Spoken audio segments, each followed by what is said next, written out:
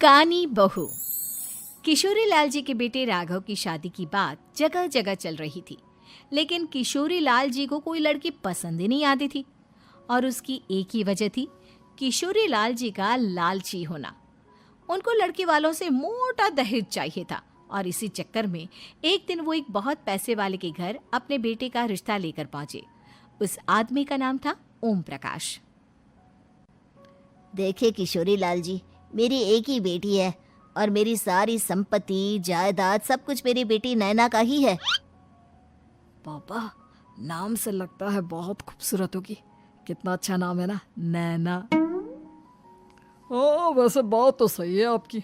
अब इतना पैसा है, जमीन जायदाद है, इकलौती बेटी, आप भी क्या करेंगे? सब कुछ उसे ही देंगे ना। बिल्कुल ठीक पहचाना आपने। बस बेटी की शादी और सारी जायदाद उसके नाम। पापा, बिना देखे हाँ कर दीजिए ना। इतना अच्छा रिश्ता फिर कहाँ मिलेगा? माला माल हो जाएंगे हम। मैं अपनी बेटी को बुलाता हूँ। अरे नहीं नहीं नहीं नहीं, आपकी बेटी का नाम नैना है, सुनकर ही लगता है बहुत सुंदर होगी। रहने दीजिए अंकल, मैं तो आपकी बेटी के नाम से ही इतना खुश हो गया हूँ कि उसे बिना देखे शादी करने को तैयार हूँ। अब तो मैं उसका चेहरा सीधे शादी के बाद ही देखूंगा। और इस तरह राघव नैना का चेहरा नहीं देखता और उससे शादी कर लेता है। शादी के बाद अपनी सुहाग रात पर जब राघव नैना का घूंघट उठाकर देखता है तो नैना की आंखें बंद थी। कितनी खूबसूरत हो तुम नैना, जरा अपनी आंखें खोलकर मेरी तरफ देखो तो सही। नहीं, मुझे शर्म आती है। अरे, मैंने तुम्हें शादी से पहले भी नहीं देखा, और अब अगर तुम आंखें खोलकर मुझे देखोगी भी नहीं तो मुझे अच्छा कैसे लगेगा?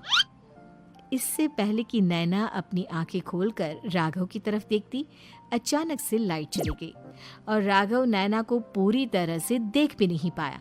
अगली सुबह नैना राघव के लिए नाश्ता बनाकर लेकर आई। अरे ये क्या, आधा पराठा सीका हुआ है और आधा बिल्कुल कच्चा। ये तुमने क्या किया नैना? बहू, तुमने क्या आधा पराठा तवे से नीचे लटका कर रखा था, जो आधा सिका है और आधा कच्चा? मुझे जितना दिखेगा उतना ही तो सीखूंगी ना पापा जी। जहाँ जहाँ मुझे नजर आ रहा था वहाँ मैंने सीख लिया, जहाँ जहाँ नहीं दिखा वहाँ कच्चा रह गया होगा। इसका क्या मतलब है? ये कैसा मजाक कर रही है तुम? अरे बहू, तुमने इतना लंबा घूंघट क्यों लगाया हुआ है? देखो, हमारे घर में बहुओं को बेटी की तरह रखा जाता है, और फिर तुम तो इतना सारा माल लेकर आई हो। देखो, ये घूंघट डालकर रखने की कोई ज़रूरत नहीं है। हाँ नैना, पापा जी ठीक कह रहे हैं, तुम तो आराम से रहो, अपना ही घर समझो। नैना अचानक से अपना घूंघट उठा लेती है।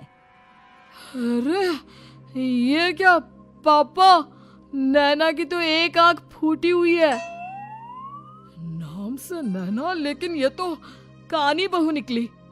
मेरे साथ धोखा हुआ है, धोखा। बिना दिखाए अपनी कानी लड़की मेरे संग ब्याह दी। मुझे कानी बीवी नहीं चाहिए।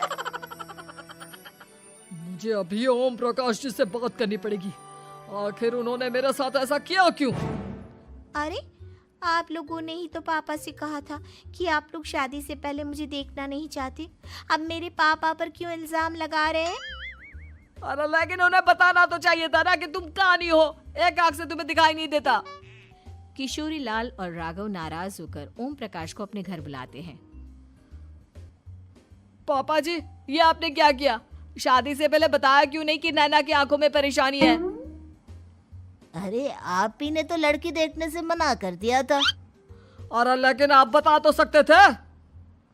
आपको तो हमारी बेटी की प्रॉपर्टी चाहिए थी, वो भी पूरी की पूरी। अब क्या हुआ अगर उसे आधा दिखाई देता है? प्रॉपर्टी तो आपको पूरी मिल गई ना। अरे ये क्या बात हुई? मेरी शादी प्रॉपर्टी से नहीं, आपकी बेटी से हुई है। अब ये तो पहले सोचना चाहिए था, तब तो मेरी प्रॉपर्टी देखकर तुम्हारी जुबान लप लपा रही थी। लेकिन मैं कानी लड़की को अपनी बीवी बनाकर नहीं रख सकता। पापा, कुछ करिए ना आप। हाँ, करता हूँ। देखिए ओम प्रकाश जी, आप हमारे साथ ऐसा नहीं कर सकते। और तुम देखो, अगर तुमने मेरी बेटी से शादी तोड़ी ना, तो जो भी प्रॉपर्टी मैंने तुम्हें दी है वो तो पूरी की पूरी वापस ले ही लूँगा, और आधी प्रॉपर्टी तुम्हारी भी लूँगा। अरे मेरी आधी प्रॉपर्टी भला क्यों लेंगे आप? इसलिए क्योंकि मेरी बेटी को आधा नजर आता है और उसकी नज़र अभी तक तुम्हारी आधी जायदाद पर ही पड़ी है। अब तुम उसे घर से निकालोगे तो कुछ तो लेकर जाएगी ना। और अगर हम आपकी बेटी को अपने घर की बहू बना कर रखे तो?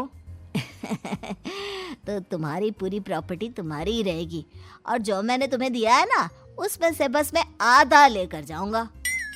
अरे लेकिन अब आप अपनी दी हुई प्रॉपर्टी में से आधी वापस क्यों लेकर जाएंगे? अगर मैं आपकी बेटी को अपनी पत्नी बनाकर रखने को तैयार हूं तो? इसलिए ताकि भविष्य में अगर तुम मेरी बेटी को धोखा दो तो उसके पास कुछ तो रहे जो पति का हो। वैसे मेरे पास तो बहुत कुछ है, लेकिन अपने पति की कोई निशानी तो उसके पास होनी चाहिए ना। अब अगर तुमने मेरी बेटी को कानी कहा तो तुम्हें प्रॉपर्टी भी कानी ही मिलेगी, पूरी नहीं। जमाए राजा। किशोरी लाल और राघव समझ चुके थे कि वो बुरी तरह फंस चुके हैं और अब उनके पास वहां से निकलने का कोई चारा नहीं है। अब समझ में आया ना, लालच बुरी बला होती है। एक तो तुम्हें प्रॉपर्टी मिली, ऊपर से बीवी मिली, उसमें तुम्हें नखरे भी दिखाने हैं। आए बड़े, चुपचाप बैठो दोनों। कुछ दिनों के बाद नैना राघव की कार लेकर बाजार घूमने निकलती है और जब कार लेकर वापस आती है, ये क्या? एक तरफ से मेरी गाड़ी पूरी खराब हो चुकी है।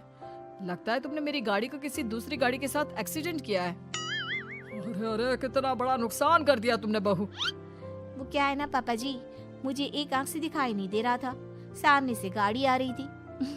मुझे तो सिर्फ आधा ही दिखाई दिया और वो गाड़ी मेरी कार से रगड़ते हुए निकल गई। अब मैं क्या करूं बताओ? आप इसे ठीक कराने के पैसे कौन देगा? तुम्हारे पापा? तुमने मुझसे इस तरह से बात की? अभी रुको। नैना राघव की शिकायत ओम प्रकाश को कर देती है। देखो राघव, अब जो मेरी आधी प्रॉपर्टी तुम्हारे पास थी ना, उसमें से आधी और मैं लेकर जाऊंगा, क्योंकि तुमने मेरी बेटी को डांटा।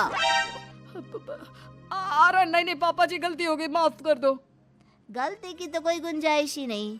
अगली बार मेरी बेटी को डांटा तो बची हुई आधी में से आधी और ले जाऊंगा।